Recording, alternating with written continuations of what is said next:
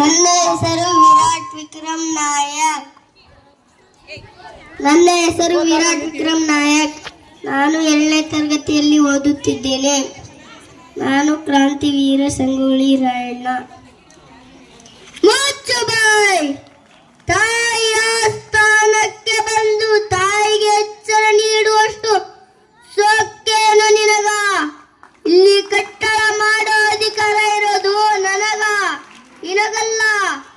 ಏ ತ್ಯಾಗ್ರಿ, ಕನ್ನಡಿಗರ ಮಾನ ಅಭಿಮಾನ ನಿನ್ನಂತ ಕಚ್ಚಿ ನಾಯಿಗೇನ್ ಗೊತ್ತೈತಿ?